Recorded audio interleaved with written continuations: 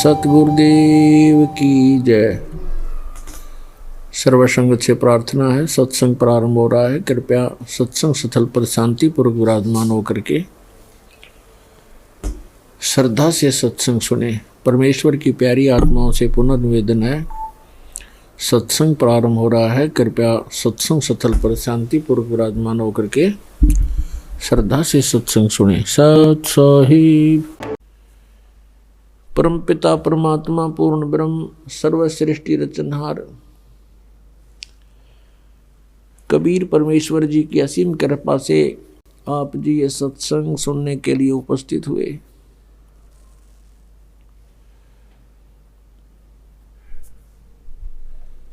भक्ति मुक्ति के दाता सतगुरु, ये भटकत प्राण फिरंदा, उस साहेब के हुक्म बिना नहीं तरवर पात हिलंदा।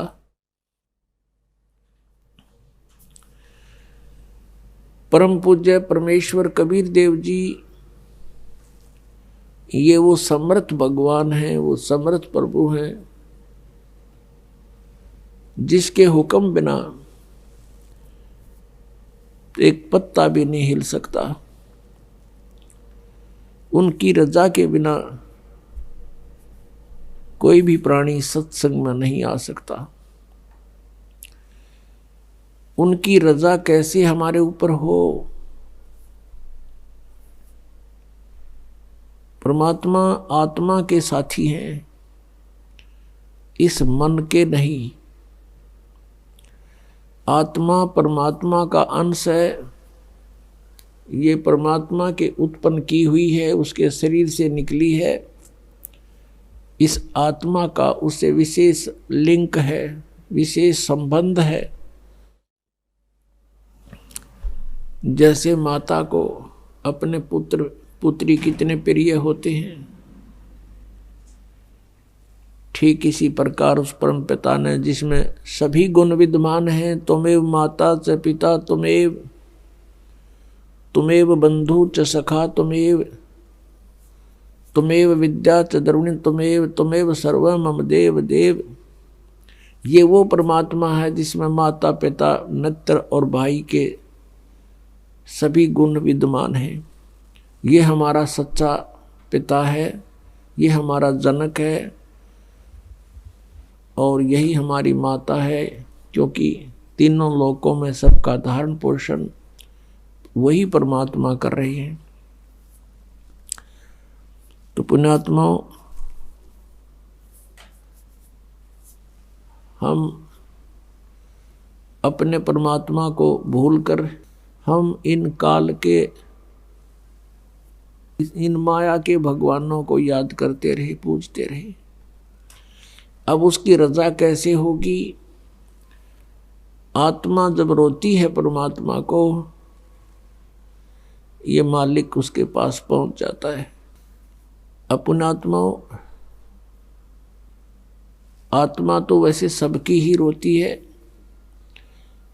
जब उस पे विशेष आपत्ति आ जाती है, अन्यथा ये मन के अधीन होकर के सारा जीवन वैसे ही बर्बाद कर जाता है। ये आत्मा बर्बाद कर जाती है अपने जीवन को। जब आप जी ने उपदेश ले लिया, आपका लिंक, आपका संबंध परमात्मा से विशेष तौर पर जुड़ गया। वैसे तो हम सभी भगवान की आत्माएं हैं, लेकिन जो उस मालिक से फिर से संबंध स्थापित कर लेती है, उसके ऊपर उसकी एक विशेष रजा बन जाती है।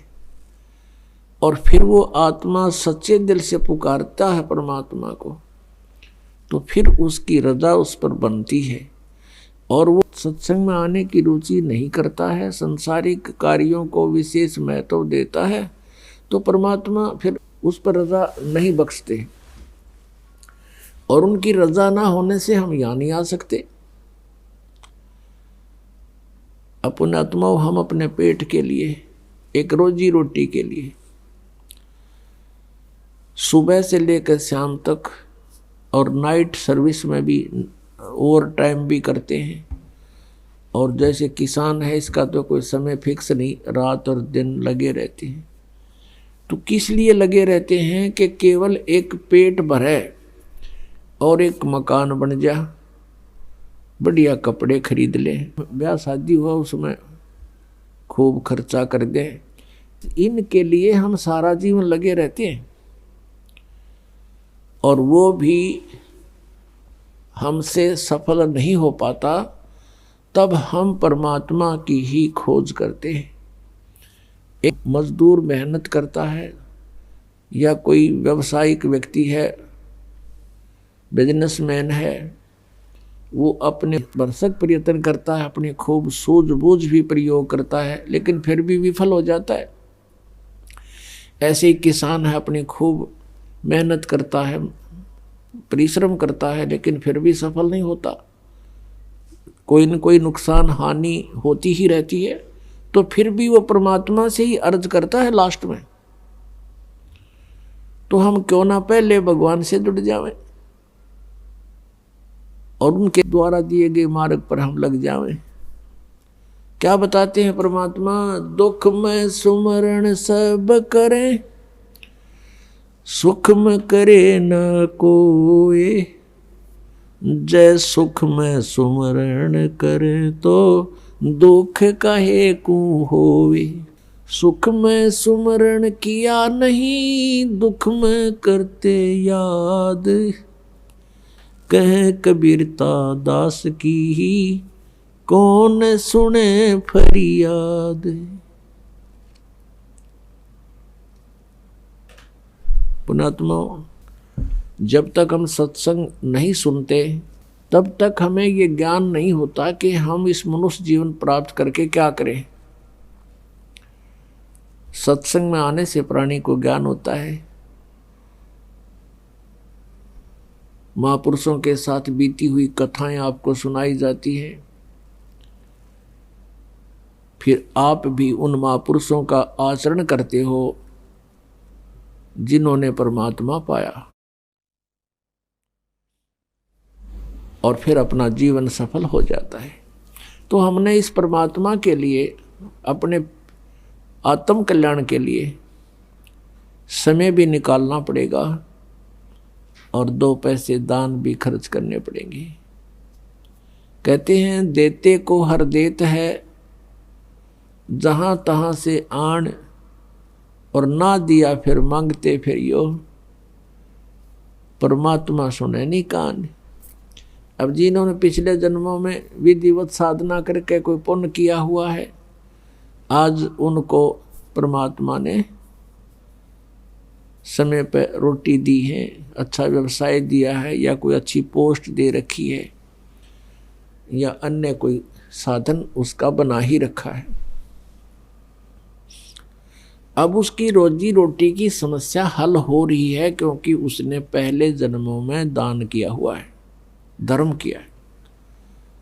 और जिन्होंने कंजूसी की थी, आज उनको कुछ प्राप्त नहीं है। कोई मजदूरी कर रहा है, कोई भिखारी बन के मांगता फिर रहा है। तो यहां परमात्मा कहते हैं देते को हर देत है, जहां तहां से आन, और अण देवा मांगत फिरो। जिसने नहीं दिया फिर वो मांगते फिरियो। परमात्मा सुने नहीं कान। एक इंसान रिक्शा के अंदर बैठा है और एक इंसान उसको खींच रहा है, चला रहा है। ऐसा अंतर क्यों है? क्योंकि जो रिक्शा के अंदर बैठा है उसने पिछले जन्मों में पुण्य किया है, और जो रिक्शा खींच रहा है उसने कभी पुण्य नहीं किया किसी जन्म में। तो पुण्यात्माओं, हमारा मूल उद्देश्य तो ये होना चाहिए कि हमारा जन्म और मृत्यु सदा के लिए नाश हो। फिर भी हमें सतर्क रहना चाहिए। इस काल के लोक का कोई भरोसा नहीं, इंसान कब मार खा जाए। और काल की अपनी पूरी कोशिश रहती है कि किसी ना किसी प्रकार इस प्राणी को परमात्मा से दूर कर दूं, इसके नाम को खंडित करवा दूं। एक बार नाम खंडित करवा के फिर ये चुप हो जाता है, खामोश हो जाता है, और वो प्राणी जो यहाँ से दूर हो गया, उसका नाम खंडित हो गया, फिर उसको धीरे धीरे उसका मन यहाँ से हटता चला जाता है, फिर वो काल के जाल में फंस जाता है। तो कहने का भाव ये है कि हमारा उद्देश्य तो होना चाहिए कि मोक्ष हो, हे भगवान फिर इस गंदे लोक में जन्म ना हो। ये आत्मा रोनी चाहिए आपकी, ये बातें कहन सुन की नहीं, ये कर पाड़न की है। इसके लिए तत्व ज्ञान आधार बना के चलना पड़ेगा अपने अपनात्मा। फिर भी काल का बहुत बड़ा प्रेशर है जीव पर। पिछले इतिहास देख लो, बड़े बड़े भगत भी मार खा गए, रह गए यहीं काल के जाल में। तो इसलिए आपको पुण्य भी करते रहना है, और इस पुण्य से हमें यहाँ से छूटने में भी बहुत सहयोग मिलेगा। ये एक धर्म यज्ञ है, एक यज्ञ है धर्म की, दूसरी यज्ञ है ध्यान, और तीसरी यज्ञ हवन की, और चौथी यज्ञ परिणाम, पांचवी यज्ञ है ज्ञान की, जो आपको तत्व ज्ञान सुनाया जाता है। सब अध्याय करते हो, ये ज्ञान यज्ञ है। तो परमात्मा पाने में भी ये अति सहयोगी है। ये धर्म एक यज्ञ है धर्म की, जैसे आप यहाँ दान करते हो तो उसमें से भंडारे होते हैं। यहाँ सदा व्रत चल रहा परमेश्वर कबीर देव जी की तरफ से। पुण्यात्माओं, आप जी जो दान करते हो ये गॉड गिवन है, नहीं तो जीव एक चवन्नी दान नहीं कर सकता। ये आपके ना जाने कितनी समस्याओं का समाधान करता है। किसी की शराब छुड़वाता है, जीव नहीं छोड़ सकता विकार को, परमात्मा रजा बख्शते हैं तभी मन हटता है ये।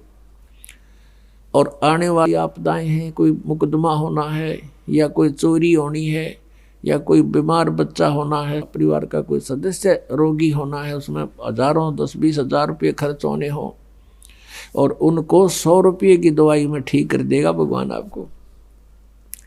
और पहले तो आपके इस प्रकार की आपदाओं को टालेगा, और फिर प्रेरणा करता है कि भी दान करना चाहिए। गुरु जी बताते हैं, धर्म तो 10 के नहीं 10 के तीनों लोग, और खैर आए तुम्हें खैर है कीजिए आत्मभोग।